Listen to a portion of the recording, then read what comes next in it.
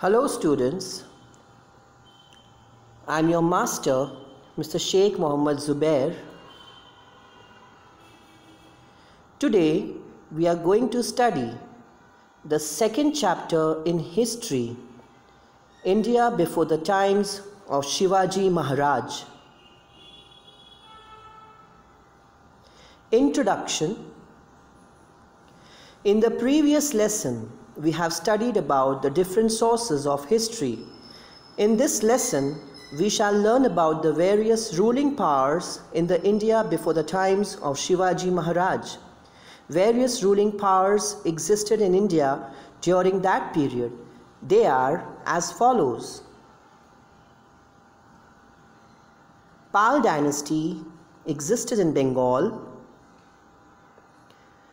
Gurjar and Pratihara in Andhra, Kalinga, Vidarbha, West Kathiawar, Kannauj and Gujarat.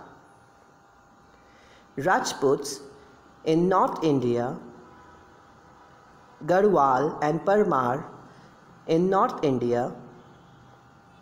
Chauhan in Tarai. Chola in Tamil Nadu. HOYSAL in Karnataka, RASHTRAKUTA in Maharashtra, SHILAHARs in Western Maharashtra, Yadavas in Aurangabad.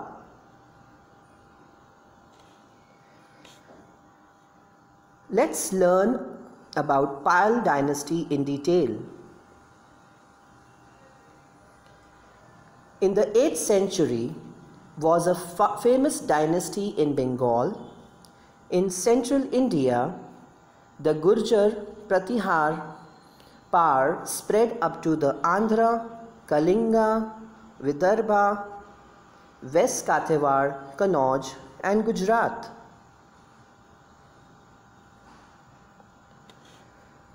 Among the Rajput dynasties in North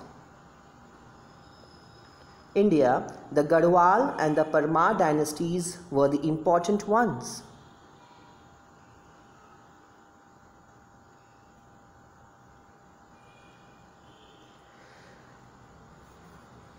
Chauhan dynasty.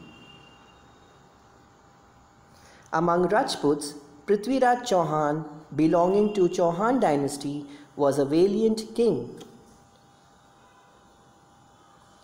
In the first war at Tarai, Prithviraj Chauhan had defeated Muhammad Ghuri, but Muhammad Ghuri defeated Prithviraj Chauhan in the second war at Tarai.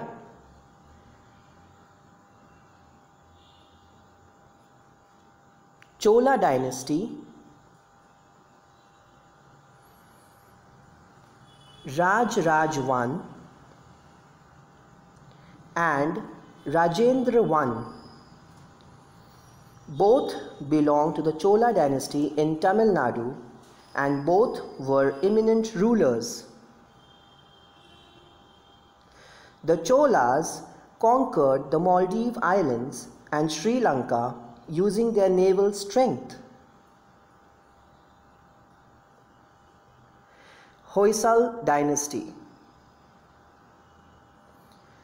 King Vishnuvardhan, belonging to the Hoysal dynasty in Karnataka, had conquered the whole of Karnataka. Rashtrakuta dynasty. During the reign of Govind III of the Rashtrakuta dynasty in Maharashtra, the Rashtrakuta power spread from Kannauj up to Rameshwar. Later, Krishna III conquered the region up to Allahabad. Shilahar dynasty. 3 dynasties of Shilahars emerged in the western Maharashtra. One dynasty ruled over Thane and Raigad in North Konkan, the second in South Konkan, while the third dynasty ruled over some parts of the present-day Kolhapur, Satara, Sangli and Belgaum districts. Yadav dynasty, the last prosperous power before the period of Shivaji Maharaj, was that of the Yadavas. The capital of Bhilam V of the Yadav dynasty was at Deogiri near Aurangabad. He extended his rule beyond the river Krishna. The Yadav period is considered to be the golden period of Marathi language and literature. It was in this period the Mahanubhav Panth and the Varkari movement emerged. Invasion from the northwest. Local dynasties like the Yadav and Rashtrakuta ruled in Maharashtra, but invaders from the northwest conquered the local dynasties there and established their own rule. In the meanwhile, the Arab power had emerged in the Middle East. Arab rulers turned towards India to expand their empire.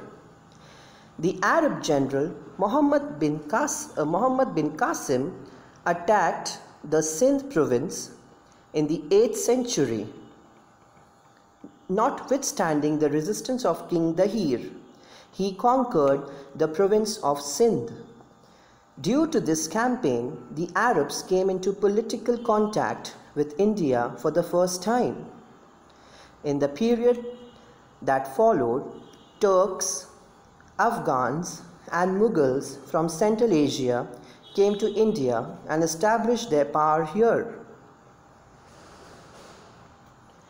In the 11th century CE, the Turks began to invade India. Expanding their territories, they reached the northwestern frontier of India.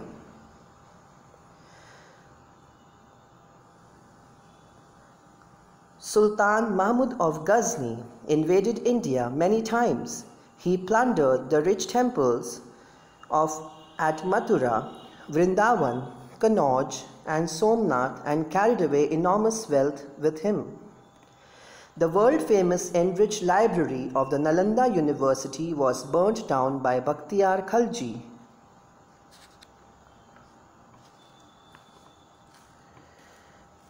Sultanate in the north.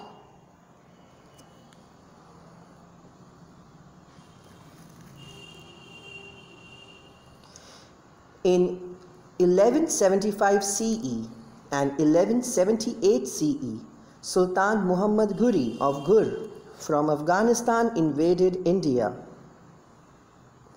He appointed Qutbuddin Aibak to look after the governance of the conquered territories in India.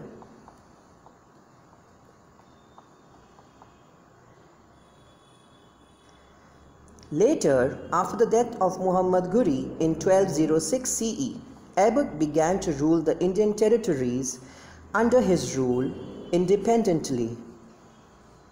Aibak, who was initially a slave, became the ruler of Delhi and he died in 1210 CE.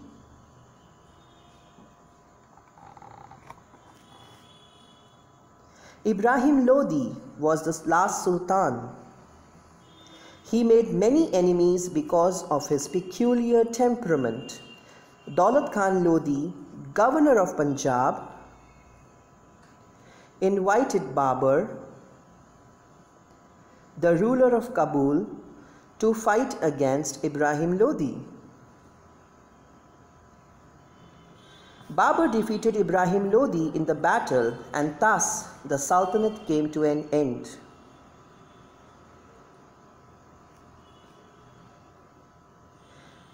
The Kingdom of Vijayanagar.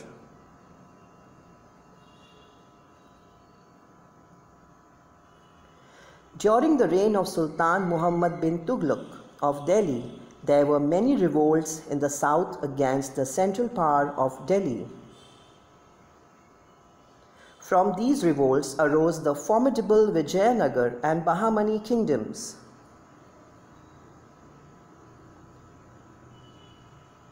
Picture of Vijayanagar and Bahamani. The brothers Harihar and Bukka from South India were Sardars. in the service of Delhi Sultanate. Taking advantage of the instability in the south during the reign of Muhammad bin Tughlaq, they founded the Vijayanagar kingdom in south in 1336 CE. Hampi in today's Karnataka was the capital of this kingdom.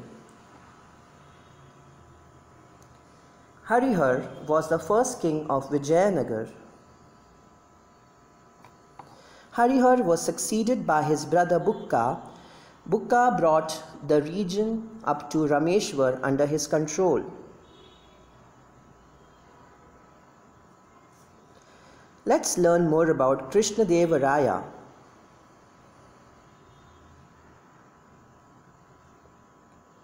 Krishnadevaraya ascended the throne of Vijayanagar in 1509 CE. He conquered Vijayawada and Rajmahendri and annexed the regions to his kingdom. He defeated the combined forces of the armies of the sultans who had united under the leadership of the Bahamani Sultan Mahmud Shah. During Krishnadevaraya's reign, the kingdom of Vijayanagar extended from Cuttack in the east up to Goa in the west and from the Raichur Doab in the north up to the Indian Ocean in the south. He died in 1530 CE. He was a scholar.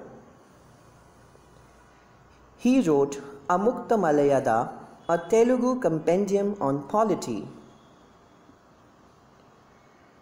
Compendium means it was compiled or written.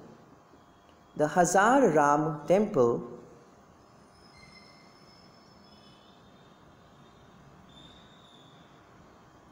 and Vitthal temple were built in Vijayanagar during his reign.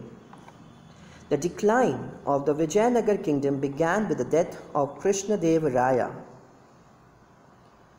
In 1565 CE, at Talikot in present state of Karnataka, there was a battle between Adil Shahi, Nizam Shahi, Qutub Shahi, Barid Shahi on one side and Vijayanagar on the other side. Vijayanagar was defeated. Thereafter, the dominance of Vijayanagar came to an end. Let's learn about the Bahamani temple or Bahamani kingdom. While Muhammad bin Tughlaq was still reigning, some of his sardars in the Deccan rose in rebellion against him. The leaders of these sardars, Hassan Gangu, this is a picture of Hassan Gangu, defeated the army of Sultan of Delhi. A new kingdom known as the Bahamani kingdom came into existence in 1347 CE. Hassan Gangu became the first Sultan of Bahamani kingdom. He made the city of Gulbarga in Karnataka his capital.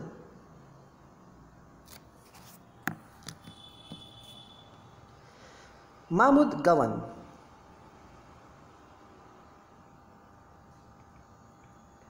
Mahmud Gawan was a chief wazir of the Bahamani kingdom.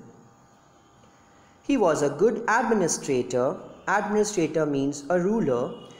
He strengthened the Bahamani kingdom, started paying the soldiers their salaries in cash instead of through land grants. He brought discipline in the army. He introduced many reforms in the land revenue system and opened a madrasa at Bidar for Arabic and Persian studies.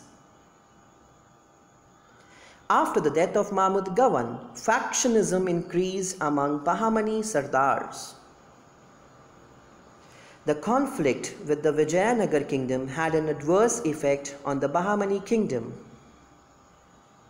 The provincial governors began to act more independently. This led to the disintegration of the Bahamani kingdom into 5 small powers. They are Imad Shahi of Warhad,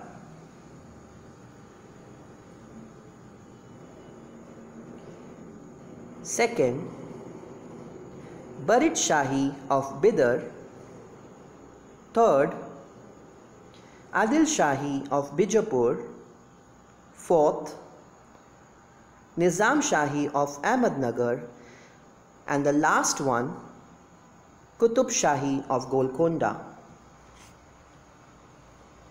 Now let's learn more about Mughal power.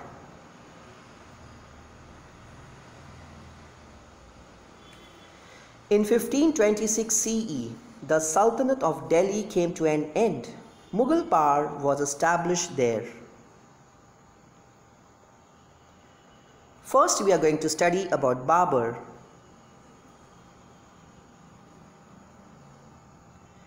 Babur was the founder of Mughal power. He was the king of Fargana in Central Asia in today's Uzbekistan. He had heard of the wealth in India, so he planned an invasion of India. The reigning Sultan of Delhi at that time was Ibrahim Lodi. Daulat Khan Lodi was the governor of Punjab under the Sultanate. The relationship between Ibrahim Lodi and Daulat Khan Lodi was strained. That means it was not too good. Daulat Khan Lodi invited Babur to march on India. Taking this opportunity, Babur invaded India. To repel Babur's invasion, Ibrahim Lodi started with his army. There was a battle between Ibrahim Lodi and Babur on 21st April 1526 at Panipat. In this battle, Babur made use of an artillery. Effectively, for the first time in India, artillery was used. He defeated Ibrahim Lodi's army. This is known as the First Battle of Panipat. After the Battle of Panipat, Rana Sanga of Mewar brought all Rajput kings together. There was a battle between Babur and Rana Sanga at Khanua. Babur's artillery and reserved force played a key role in this battle. Rana Sanga's army was defeated and Babur died in 1530 CE.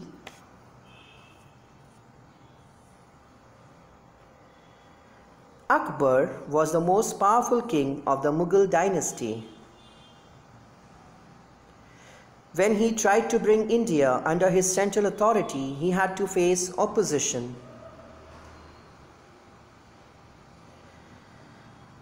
Maharana Pratap, Chand Bibi, Rani Durgavati struggled against him. And their struggle is noteworthy. Babur was a vigilant ruler and was very well versed. His religious policy was liberal and tolerant. He gave equal treatment to people from all religions.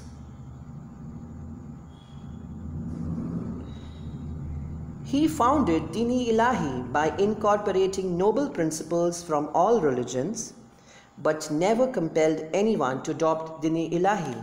To compel means to force.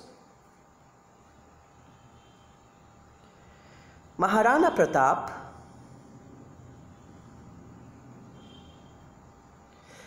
After the death of Uday Singh, Maharana Pratap ascended the throne of Mewar.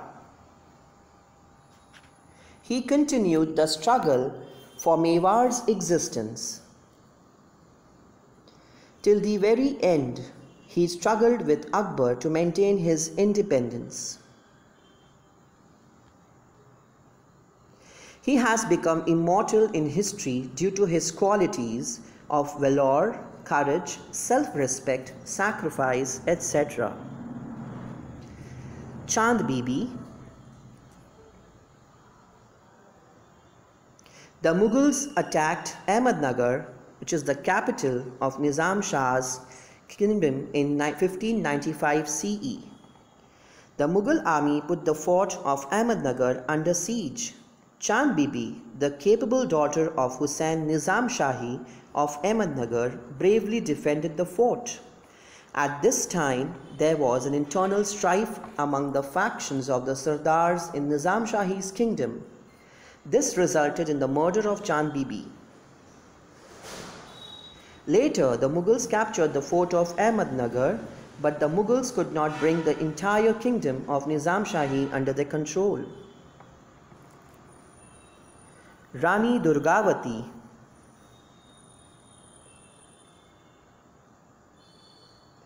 Gondwana can broadly be said to comprise the eastern part of Vidarbha, part of Madhya Pradesh, to its north, the western part of today's Chhattisgarh, northern part of Andhra Pradesh, and western part of Odisha. Durgavati was born in the dynasty Chandel. Rajput became the queen of Gondwana when she was married. She was an excellent administrator. The struggle of Gondwana Queen Durgavati against the Mughals is important in medieval history.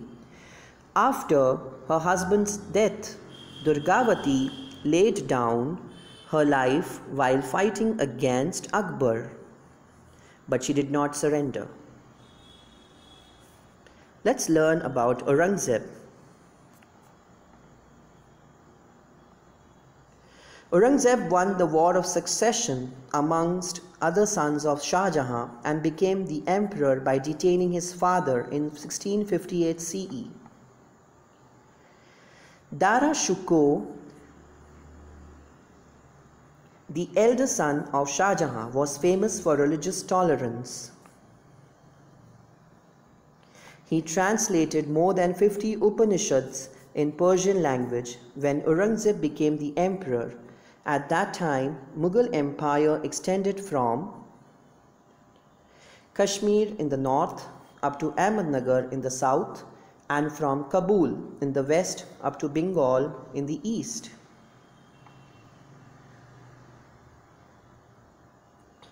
Conflict with the AHOMS.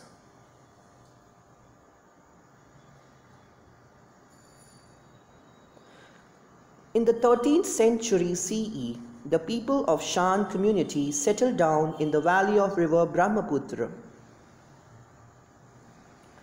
They established their kingdom there. They were locally known as Ahom people. While Aurangzeb ruled, the Ahoms had a prolonged struggle with the Mughals. The Mughals attacked the Ahoms region. The Ahoms united under the leadership of Gadadhar Singh, Commander Lachit Borphukan.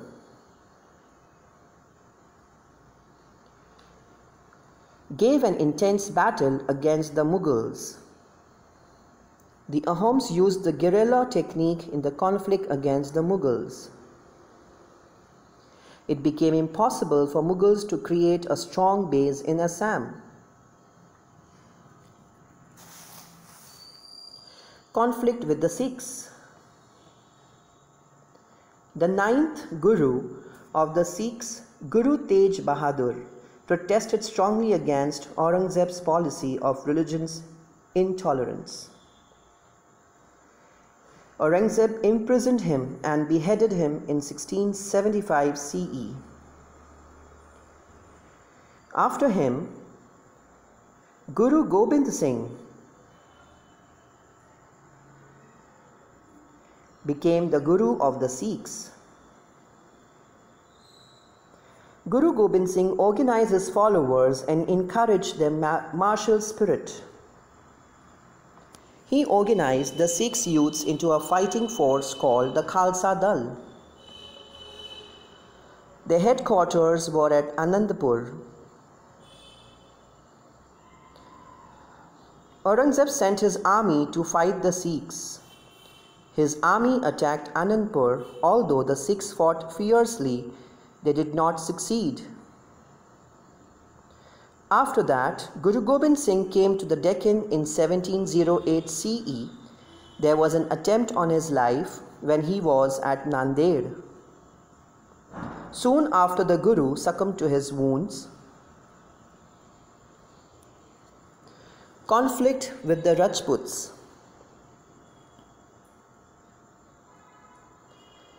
Akbar had secured the cooperation of Rajputs with his policy of amicable relations. Aurangzeb could not obtain the cooperation of Rajputs. After the death of Rana Jaswant Singh of Marwar, Aurangzeb annexed his kingdom to Mughal Empire.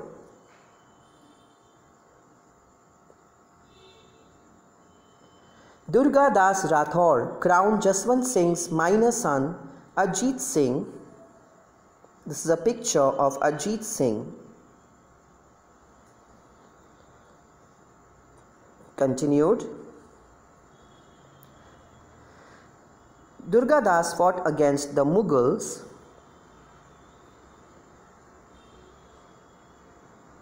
Aurangzeb sent Prince Akbar to Marwar to crush the resistance of Durga Das. Prince Akbar joined hands with Rajputs and rose in revolt against Aurangzeb.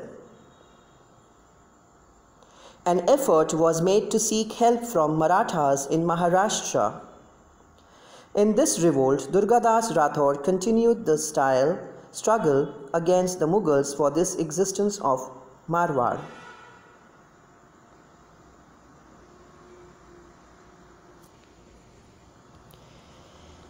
Last but not the least, we will study about the conflict with the Marathas.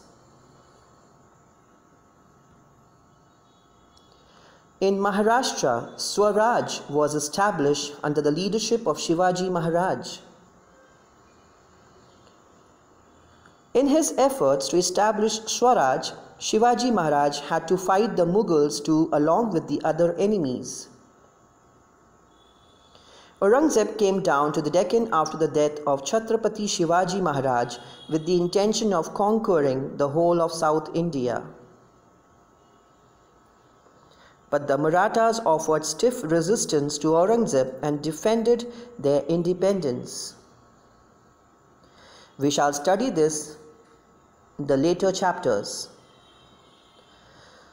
Children, this is a short exercise which you are supposed to do in your notebooks. Once the school reopens, the respective subject teachers will take your notebooks for corrections. Please see that you answer these questions neatly and in your own words. I hope by this presentation you have understood the chapter easily.